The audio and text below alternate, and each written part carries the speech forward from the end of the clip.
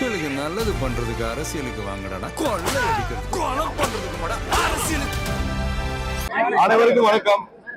இன்று எங்களுடைய நேற்று எங்களுடைய தலைவர் 234 தொகுதிக்கும் வேட்பாளரை அறிவித்தார். முதல் கட்டமாக எங்களுடைய தலைவருடைய வேட்புமனு இன்று பெரம்பூர்ல தாக்கல் செய்யப்பட்டது. எங்களுடைய தலைவருடைய பிரச்சாரமும் வெற்றிகரமாக இன்று பெரம்பூர்ல துவங்கி அடுத்தடுத்த கட்டங்களை நோக்கி நகர்ந்திருக்கு.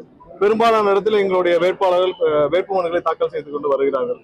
இன்னைக்கு நாம திரும்பவும் சொல்றது என்னன்னா, ஒவ்வொரு இடத்திலும் இன்னைக்கு எங்களுடைய தலைவருடைய பிரச்சாரத்துல பாத்தீங்கன்னா எங்கேயுமே காவல்துறை இல்லை.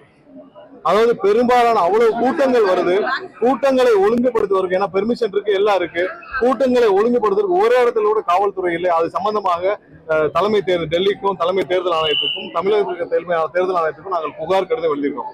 ஒரு பிரச்சாரம் தொடங்கிய பிறகு, எங்களுடைய தலைவருடைய பிரச்சாரம் தொடங்கிய பிறகு, அந்த இடத்துக்கு வந்த பிறகு மக்கள் எல்லாம் இருக்காங்க, ஒரு காவல்துறை அதிகாரி கூட அங்க இல்ல, ஒரு காவலர் கூட இல்லை.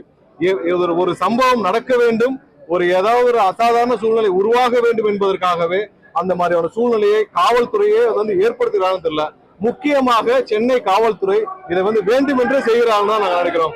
அடுத்ததா பாத்தீங்கன்னா, இன்னைக்கு எங்களுடைய தலைவருக்கு கொளத்தூர்ல நாங்க பிரச்சாரத்திற்கான ஏற்பாடுகளை நாங்க செஞ்சிருந்தோம்.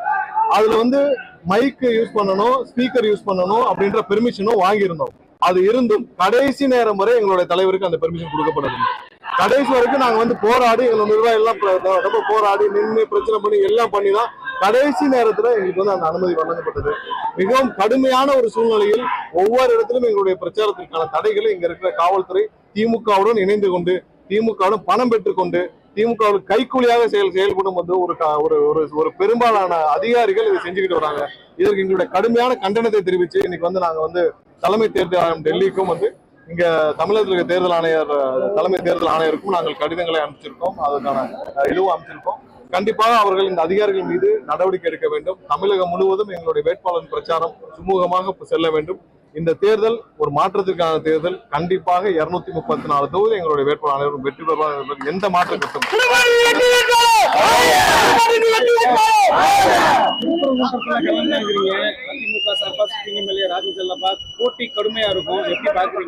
அதிமுக கட்சி இந்த தேர்தலுக்கு அப்புறம் இருக்காது என்பது தமிழக மக்கள்.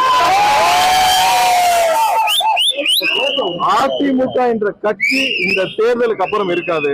அதிமுக என்ற கட்சிக்கு வாக்களிப்பது பாரதிய ஜனதா கட்சிக்கு வாக்களிப்பது சமம்.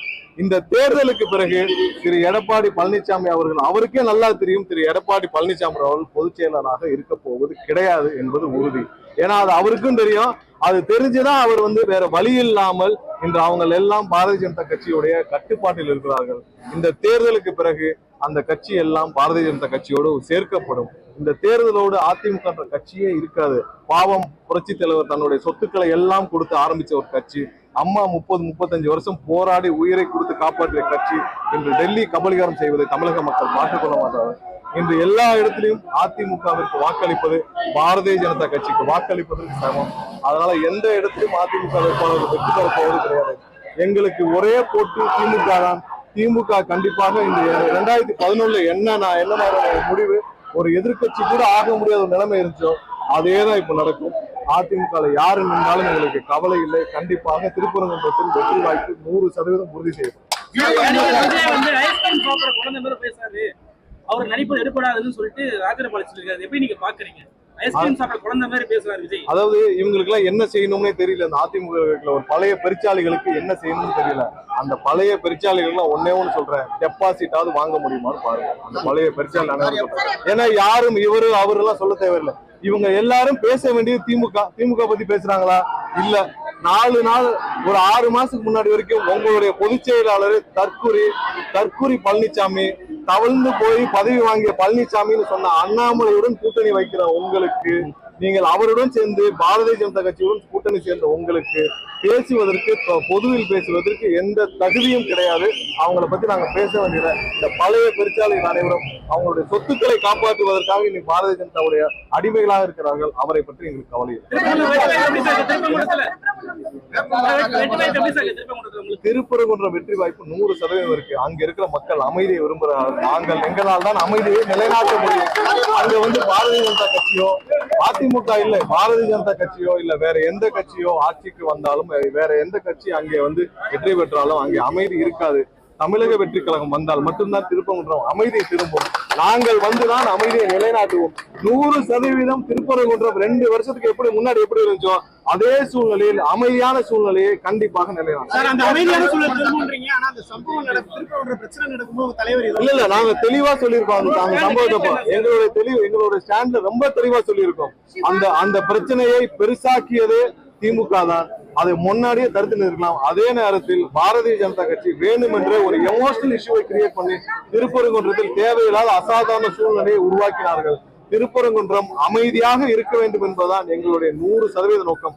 அது நாங்கள் இந்த தேர்தல் முடிந்த பிறகு, எங்களுடைய ஆட்சி அமைந்த பிறகு, தளபதியால் நாங்கள் வெற்றி பெற்ற பிறகு 100% அமைதி நிலைநாட்டும். திருப்பரங்குன்றத்துல அந்த தீப விவகாரத்துல உங்களுடைய ஸ்டாண்ட் என்னவா இருக்கு? 2 வருஷத்துக்கு முன்னாடி 2 வருஷத்துக்கு முன்னாடி என்ன நிலைமை இருந்ததோ, அதுக்கு முன்னாடி என்ன நிலைமை இருந்ததோ அதே மாதிரிதான் மக்களும் விரும்புறாங்க. இங்க யாருமே நீங்க போய் இந்த பிரச்சனை பண்ணணும் அந்த பிரச்சனை பண்ணணும், சுமூகமாக மக்கள் அனைவரும் சேர்ந்து என்ன முடிவு எடுக்கிறோம் அந்த முடிவுதான். மக்கள் கேட்கறதே ஒரு தரப்பு ஏத்தணும், ஒரு தரப்பு ஏத்தக்கூடாது.